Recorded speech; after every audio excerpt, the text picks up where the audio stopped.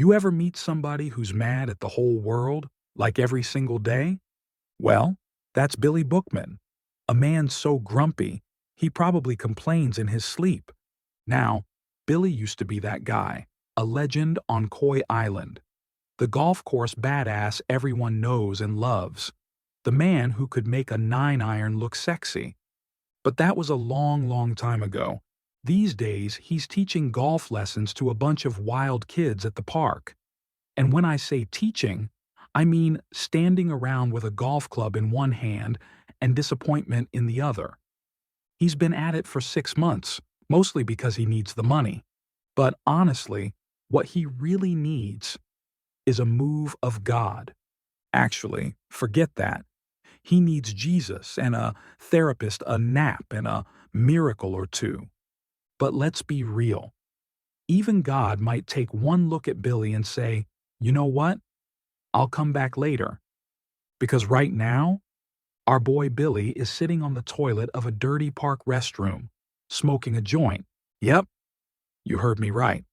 This 60-something-year-old golf instructor who used to have fans, sponsorships, and a six-pack is now hiding in a public bathroom like a teenager skipping class. He leans back on that cold toilet seat, takes a long puff, and exhales like he's releasing every bad decision he's ever made.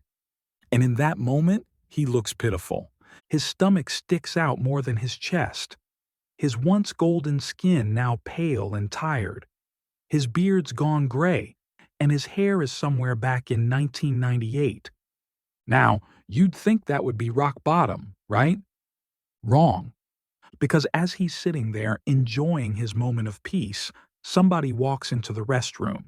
He jumps, said a cuss word or two under his breath, and stubs out the joint under his shoe like a man trying to hide the evidence from the po-po. Then he flushes, straightens his shirt, and heads out toward the practice field. And just as he's about to breathe again, someone taps him on the shoulder from behind. Billy spins around like he's ready to fight and yells, "Jesus the Christ! You scared the hell out of me." Turns out it's Paul, Billy's old high school buddy. Now, Paul's not exactly what you'd call intimidating. He's this short, wiry old guy who looks like he irons his socks and files complaints for fun. But today, Paul's ticked off as he stands there with his arms crossed, looking at Billy like a disappointed dad. Paul's face is red, his voice is sharp.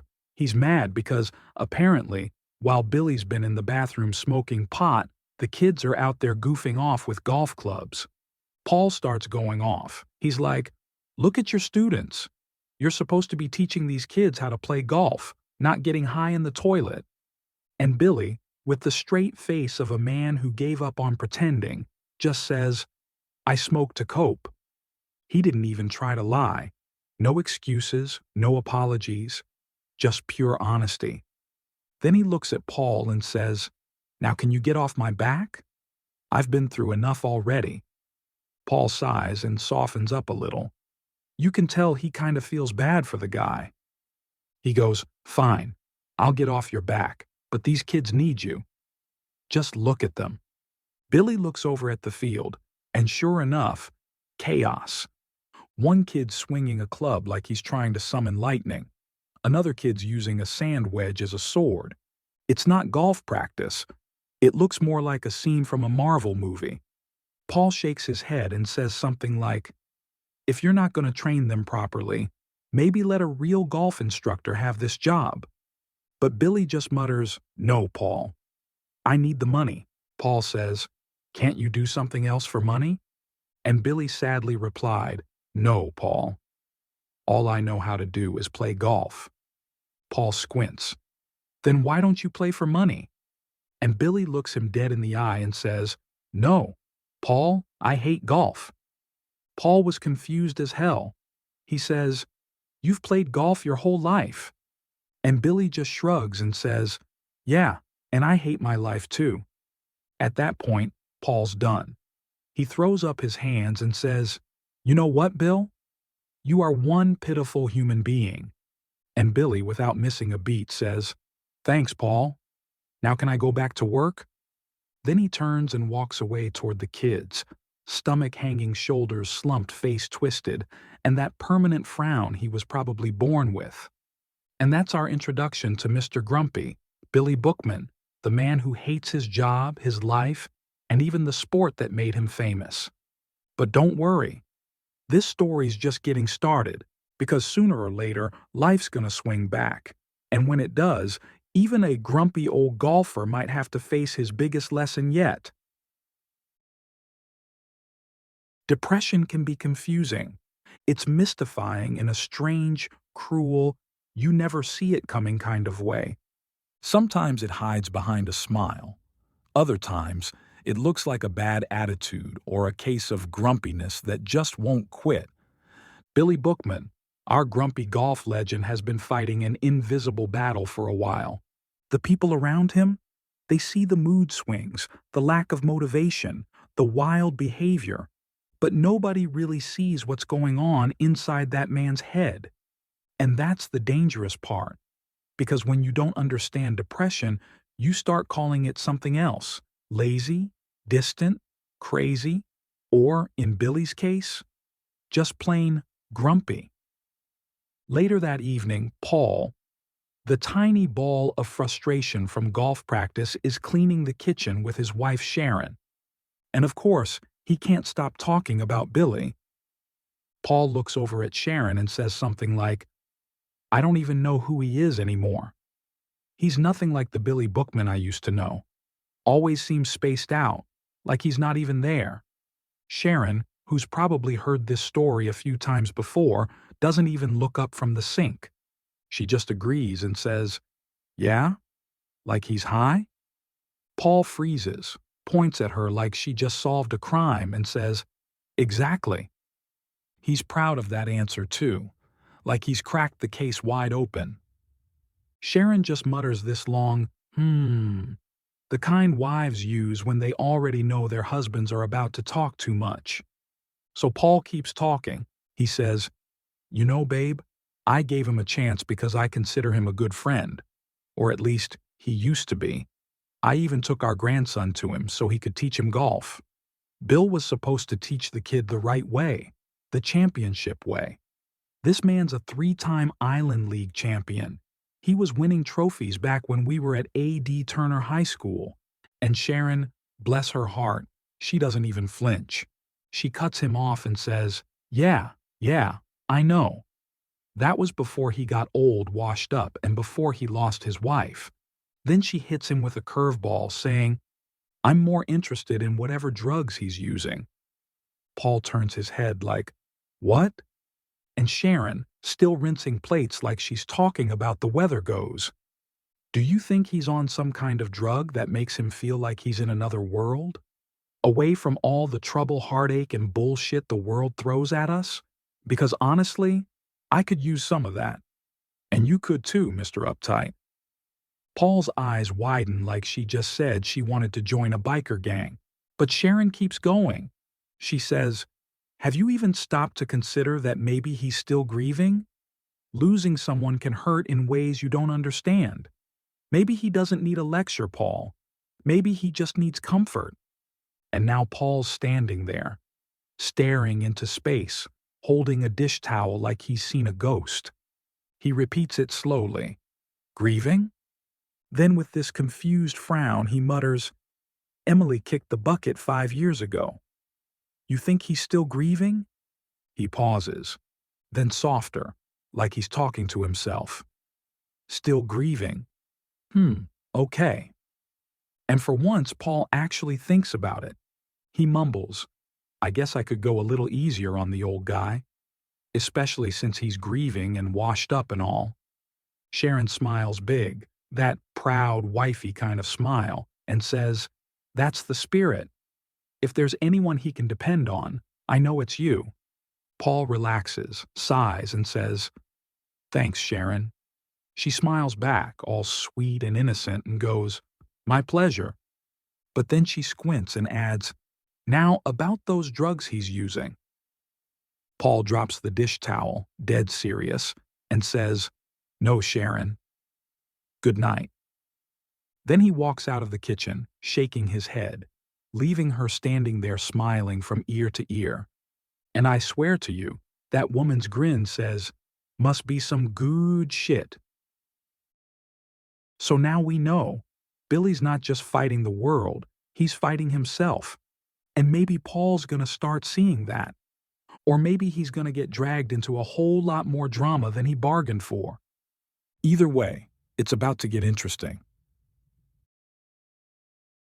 If you ever want to find Billy Bookman on a Sunday morning, don't waste your time calling his phone. Just head to B&B Donut Lounge in the downtown district on Koi Island. He'll be there. Same corner booth, same newspaper, same black coffee that's been reheated 3 times. So there he is, minding his business, sipping his coffee, and pretending he still cares about the world news when all of a sudden, here comes Trey. Now, Trey's that one friend who never shows up quietly. The kind that brings energy, chaos, and a headache all in the same package. Trey's father was Bill's business manager back in the day when Bill was famous. Now Trey is following his late father's footsteps, trying anything he can to get Bill to sign with his new agency. Trey bursts through the lounge door like he's getting the party started and yells, "Well, what do you know? It's my main man, Billy Bookman." Billy doesn't even look up from his paper. He just sighs and goes, "Oh, Trey, save the drama for your mama." Then he lowers the paper, glares at him, and says, "We've been friends long enough for me to smell your bullshit before you even walk through the door. And no, I'm still not interested in you being my agent. I'm done with golf. What do you want?" You can tell this isn't their first rodeo. Billy's been shutting this man down for years. But Trey, being Trey, grins like a man with a secret and says, "Aw, come on, Bill.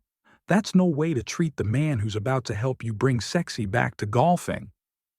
Billy rolls his eyes. He leans back in his seat and fires back with that old sarcastic smirk of his and says, "Geez, Trey, get over yourself. You black dudes are all alike. You people will say anything to try to take advantage of an old white guy." Then he laughs to himself, that half-joking, half-serious kind of laugh, and adds, "You got any good news for a change?" Now, Trey just grins wider. He loves this stuff.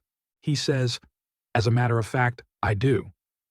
Opportunity is knocking, baby.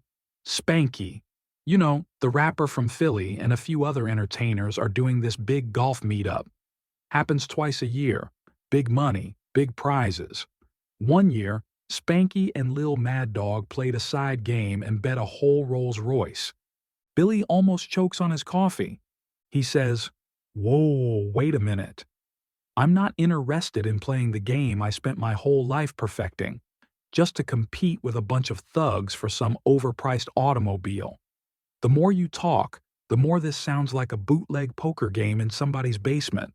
But Trey holds up his hands, shaking his head. He says, "No, Billy. These aren't thugs. These are high-profile business executives, sponsors, and legit golfers. Spanky's just part of the crew. If you do this, and I know you will, you'll be on the same course as Tiger Woods, Danny, and Eric Lockhart."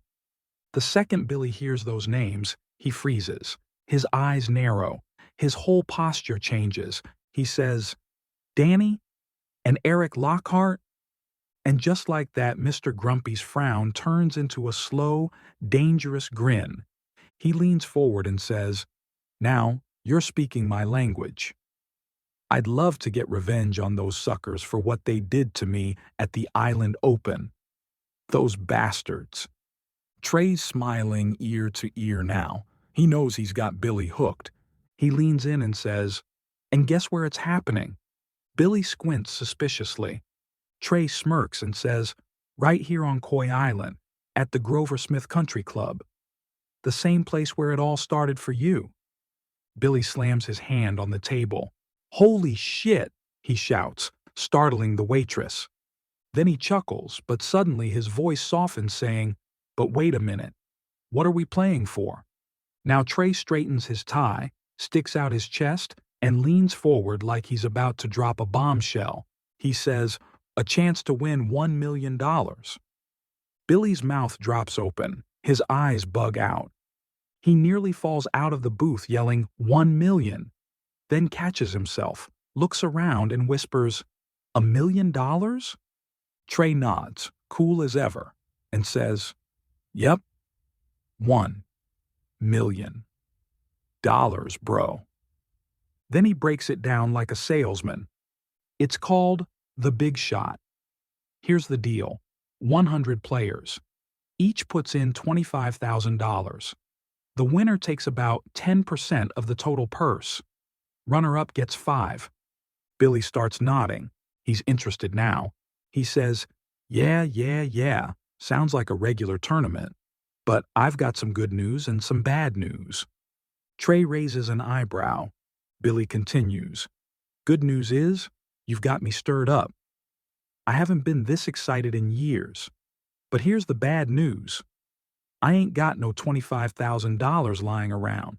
If I did, I wouldn't be standing in the hot-ass island heat teaching spoiled kids how to swing a golf club all day." Trey just smirks. He says, "Well, let me let you in on some great news, Bill. I already paid the $25,000 for you. All you gotta do is show up, kick ass, and we'll split the prize money 50-50. Billy blinks, startled. Then he bursts out, "Damn it, Trey! You son of a bitch! Why would you do that? That's a lot of money." Trey doesn't flinch. He just stares at him, dead serious for once. The whole donut lounge goes quiet for a moment. Then Trey leans forward, voice calm but heartfelt, and says, "Because I believe in you." Billy just sits there, stunned. For a man who's used to sarcasm, it's weird hearing something that pure. And for the first time in a long time, the old golf legend actually smiles. And that right there, folks, might just be the spark Billy Bookman's been missing. Because when somebody believes in you after the world's written you off, sometimes that's all it takes to turn your story around. All right, folks, buckle up, because our boy Billy Bookman is on a roll. He's got a little pep in his step, a plan forming in his head, and a bag of weed in his pocket.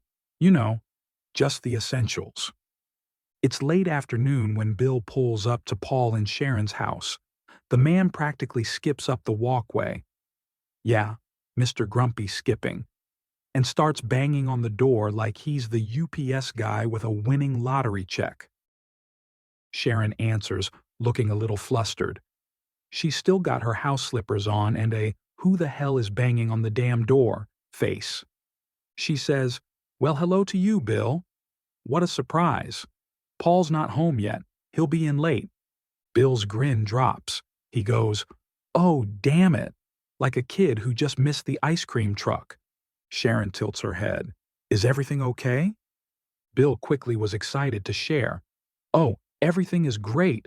You wouldn't believe how great things are going for me right now." Sharon smiles, curious. "Tell you what, Bill." "I'm all ears." "Come on in."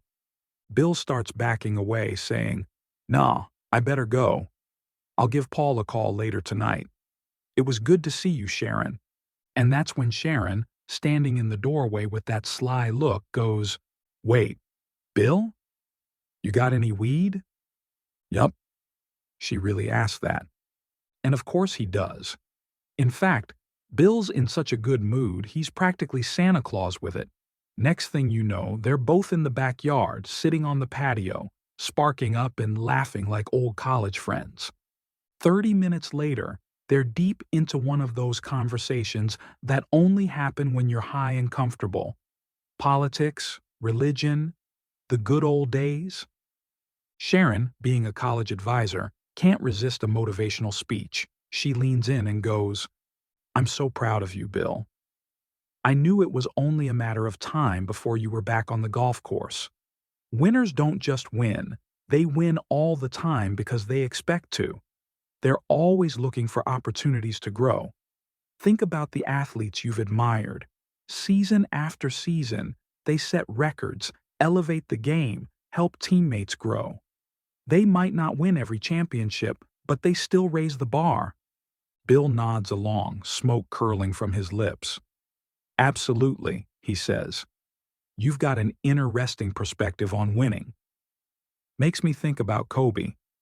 He loved the game so much he passed his legacy to his daughter. His basketball academy was second to none. Sharon snaps her fingers. Yes, that's exactly it. And look at you. Retiring doesn't stop a true winner. They take those habits and behaviors and win in other areas, business, media, whatever. It proves winning isn't about the sport. It's about the mindset. Bill sits back saying, knowing this, successful people doing one thing can also be successful at many other things as well. I think it's important to study their behaviors because that's what determines success. Now that I think about it, I can use the same process I used all those years developing as a golfer to do something else with myself. I just wish one thing. Sharon leans in. What's that, Bill? Bill sighs. I wish I could have used this motivation when I retired. I always wanted to be something more than a great golfer, but I've been suffering for years. Sharon blinks. Suffering? Billy Bookman? Suffering? Bill shrugs. Yeah, but I'm fine. It's no big deal. I'm focused now on getting back out there. But there's one missing piece of the puzzle. The other day, Paul chewed my ass about how miserable my life is. But I need him. You think he'd be interested in being my caddy again? Sharon pats his hand. Of course he would. It'll be just like old times. You two were the perfect team. I'll talk to him for you. I got you back. I've always been Team Bill. Later that night, Sharon and Paul are in their bedroom, getting ready for bed. She's still floating a little from the earlier smoke session and suddenly blurts out, I volunteered you to be Bill's caddy in the Big Shot tournament. Paul nearly swallows his toothbrush. What?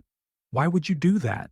You talked all that shit about him and now you want me to follow him all over a golf course sweating like a pig?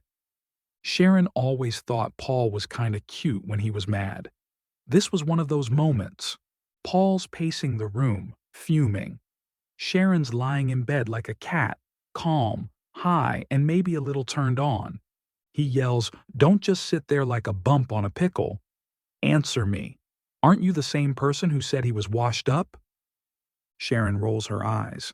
Well, yeah, but that was only because you said he was depressed. Paul immediately stops her and says, Don't do that. You know that makes me angry. In fact, I'm furious with you. How could you do this? You think I want to be around a washed-up, pot-smoking, grieving widow? Sharon stays silent, just lying there, flashing her sexy smile. Her brown skin glowing under the lamp, her eyes dreamy. Paul looks over, sees that smile, and you can see his anger start to melt. She reaches over, rubs his bony little chest and says, Uh-huh, so let's make a deal. Paul groans. Oh boy, I can't wait to hear this one. Last time we made a deal, you locked me away in a room and screwed my brains out for 3 days. There ain't enough Viagra in the world to keep up with your kind of deals. Sharon giggles. No, babe. Let's be fair. No dominatrix this time. I'll make it more pleasurable for you. She pulls the bedsheets down, revealing Paul's shirtless body. Her hand slides lower, teasing. She whispers, If you help Bill, I'll be your caddy. And play with your balls and your club all night. Long Big Daddy. And just like that, the Big Shot tournament isn't the only game heating up. Looks like Team Bill will be getting his caddy back because Sharon knows how to throw that fatty back. Now, something must have shifted in the atmosphere, 'cause when we catch up with Billy Bookman the next day, the man's a whole new person. He's out there on the golf course with his students. No joint, no complaining, no bad attitude. Just that same old grumpy face, but this time, with a spark behind it. For the first time in a long time, Bill's actually teaching, not just going through the motions, but showing these kids what the game of golf really means to him. Picture this. A bunch of middle schoolers lined up in perfect formation, holding their little golf clubs like toy soldiers. And there's Bill, pacing the line like a drill sergeant who just found purpose again. Bill shouts, "The art of playing golf is practice. Remember this, class. Practice makes you better. Let me hear it." The kids mumble back, "Practice makes you better." Bill squints and shakes his head. "Again, guys. Practice makes you better." This time, they get a little louder. "Practice makes you better." But just when the energy's picking up, Bill starts coughing. Not just a little cough, the kind that sounds like he swallowed a hornet's nest. The kids all look disgusted. "Ew," they go, scrunching their noses like he just sneezed with nasty green snot. Bill waves them off. "Come on now, gang. Say it like you mean it. Practice makes you better." The kids chant back, louder this time, bouncing with excitement. Now they're smiling, jumping, clapping. Bill's grinning, still coughing but pushing through. He points at them and says, "Now make it personal. Practice makes me better." The kids roar, "Practice makes me better." Bill goes, "Now point to yourself and say it. Practice makes me better." They point those tiny fingers back at themselves, shouting like little champions. And for a moment, it's beautiful. You can see the joy back in Bill's face. He's proud, even through the rasp in his voice. Then, out of nowhere, Bill has another coughing fit. This one's so bad, he nearly throws up right there on the green. The kids freeze. Then all at once, "Ew!" Bill snaps back like his old self. "Shut your faces, you little slut puppies." Now, that right there is classic Billy Bookman, part inspiration, part chaos, all heart. Bill straightens his cap, clears his throat, and says, "Now I'm going to show you something. I've been playing golf a long time. I've had a lot of practice. And here's what I love most about golf. The more I practice, the better I get." He sets a ball on the tee, takes his stance, gives that little pre-swing shoulder wiggle, and smacks that ball across the field so clean it hums through the air. The kids lose their minds, screaming, jumping, clapping. They've never seen their grumpy old coach hit one like that before. One bold little voice yells out, "Badass." Bill points his finger at the little kid and says, "Hey, you watch your damn mouth." Then with that old swagger back, he says, "Now, who wants to practice hitting the ball?" "Me." "I do." The kids yell in excitement. Bill scans the field, and just beyond the chaos, he spots Paul standing by the fence. Paul's watching, arms crossed, but even he can't help smiling. He gives Bill a thumbs up. And for the first time in what feels like forever, everything's good. Bill's teaching again, the kids are learning. And old Mr. Grumpy? Well, maybe, just maybe, he's finding his way back to being Billy Bookman, the legend. See, that's the thing about life. Sometimes all it takes is a second chance, a little faith, and a field full of kids to remind you who you are. But hold up, what's that cough about? Yeah, we'll get into that later. So here's how it went down. It's a brand new morning, and Bill, old Mr. Grumpy himself, spending the morning at the donut lounge. Same table, same attitude, different energy. He's got his coffee, his newspaper, and this cough that just won't quit. But this time, he ain't alone. Sitting right across from him is his buddy Paul. Paul's biting into a kolache, talking about how good it feels to see Bill alive again. He says, "Being your caddy is the least I can do, man. I'm just happy to see you alive again. You really motivated those kids these last few weeks." And Bill? He just smirks, doesn't even look up from his plate. He says, "Alive? I wouldn't say that. But at least I got something to look forward to with this tournament. You could tell right then the fire was back, but the flame was flickering. Paul looks at him like a man trying to figure out an old riddle. He leans in, donut in hand, and goes, "You've been out of golf for years, Bill. High school through your 40s, you dominated the game. Is that what's got you motivated again?" And without missing a beat, Bill says, flat out, "The money." Now that hit Paul like bad coffee. He damn near choked. He says, "Money? You? Come on, Bill. You've never cared about money. The Billy Bookman I know could have bought this whole island." Bill lifts his eyes just enough to say, "Yeah, well, the Billy Bookman you know never needed money until now." And right about then, cue the chaos. Trey walks in. The man's got enough confidence to make a mirror blush. He slides right into the booth like it's his second home. He claps his hands, all loud and friendly.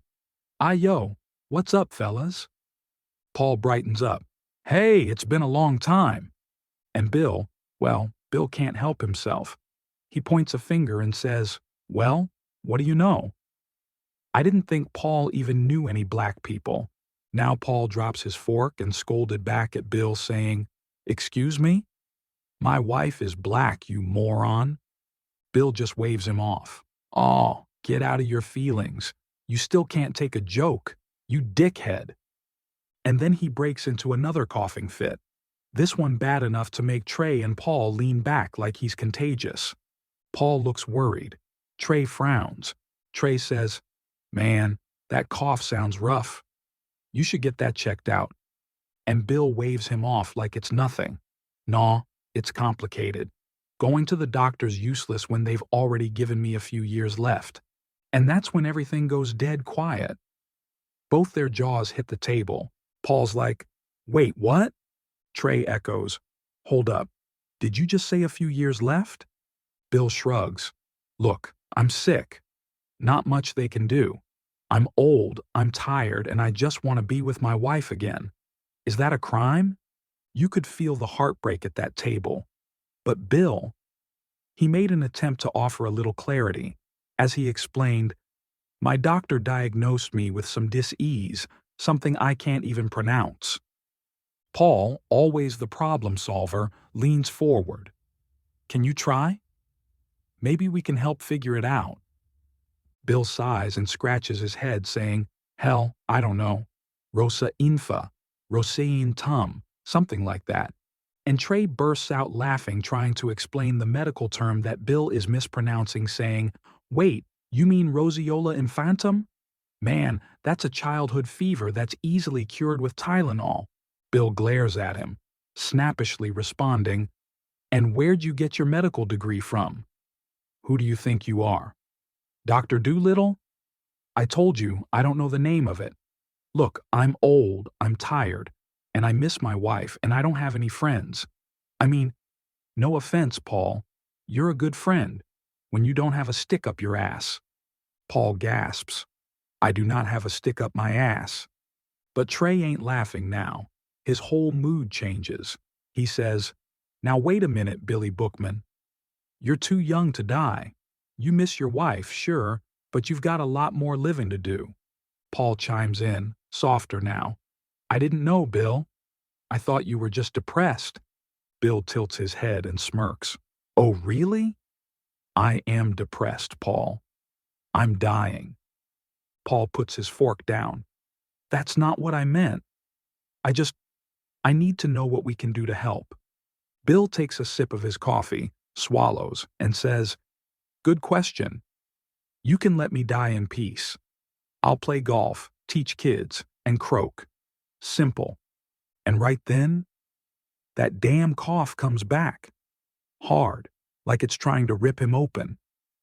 Bill gasps for air, holds his chest, then explains between coughs, "The treatments cost too much. Even if I win this tournament and use the money from that, I'm afraid the procedure's too dangerous. There's this pill that could cure me, $10,000 for one bottle, then another $15,000 for post-treatment. And the side effects? Liver failure, heart failure, kidney failure, and penis failure. But I don't really care about that one. Ain't used it in years. Now that line right there made Paul spit his drink out. Paul shakes his head. TMI, man. TMI. Trey jumps in. Definitely too much info. You get the Dusty Dick Award. Bill laughs. Full belly laugh. Then coughs right after it. The laughter fades again. His eyes drop. You can feel the weight of it now. Bill says quietly, I'm sick and broke. Everything's gone. The doctors took all my money. Paul asks, what about medical insurance? Bill scoffs. Don't have any. I'm a retired golfer, not some corporate big shot like you. Never needed it until I got sick. Trey leans forward, hopeful as always. But wait, you said the treatment could cure you, right? Why not try it? Bill shakes his head. What if the side effects hit me? Trey fires back. What if they don't? You're letting fear kill you faster than the disease. This treatment might be the best thing for you. And Bill looks him dead in the eye, saying, Oh, I see. You're worried about losing your $25,000 because I'm sick? Trey jumps up, mad. Hell no. Your life's worth more than that funky-ass tournament. You're not some get-rich-quick scheme. You're a human damn being.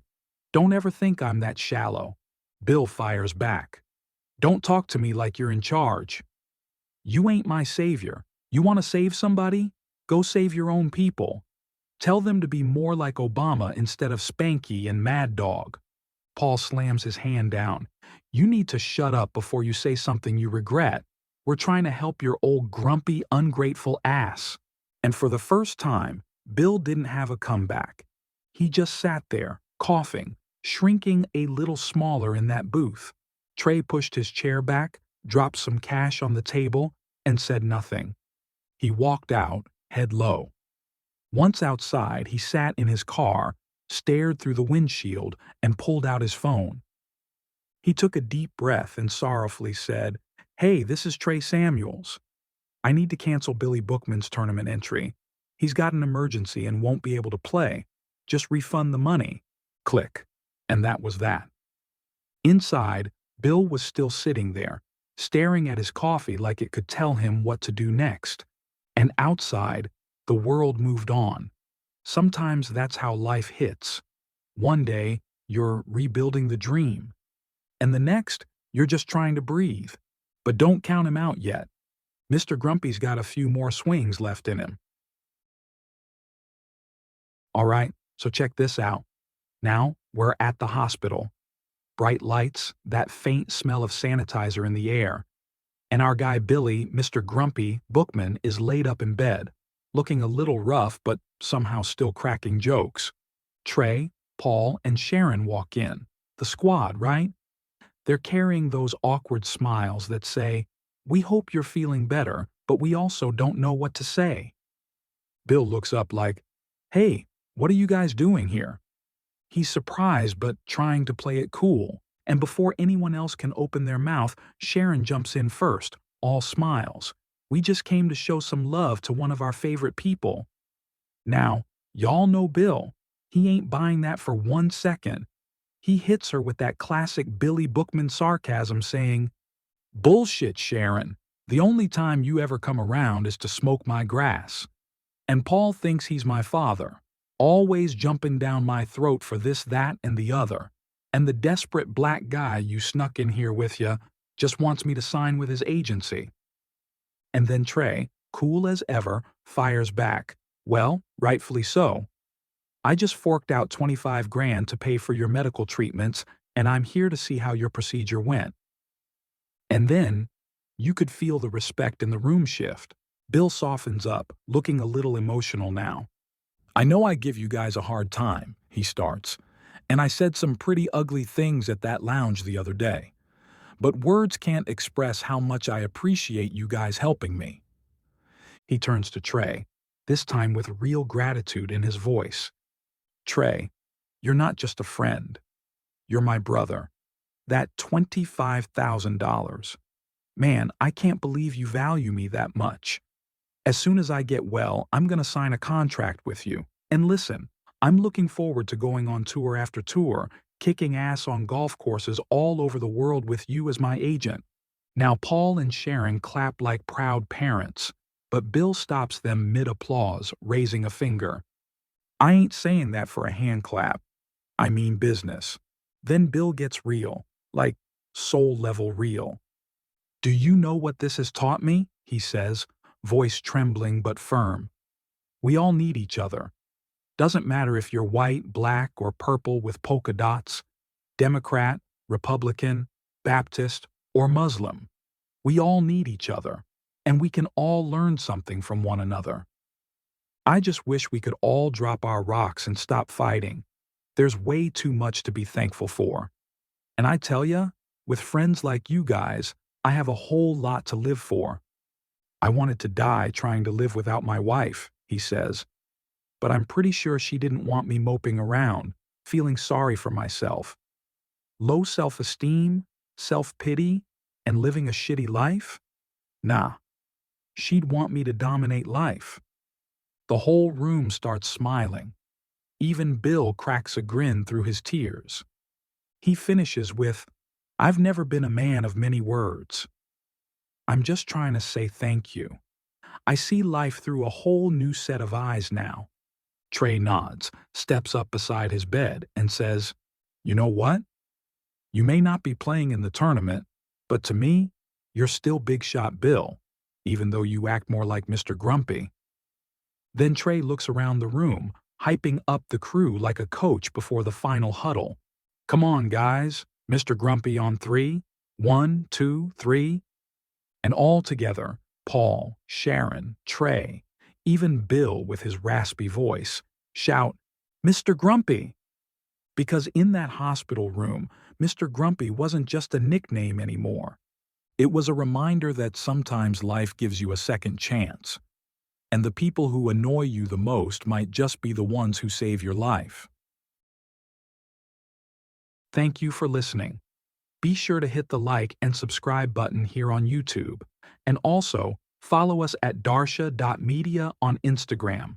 That's DARJA.media.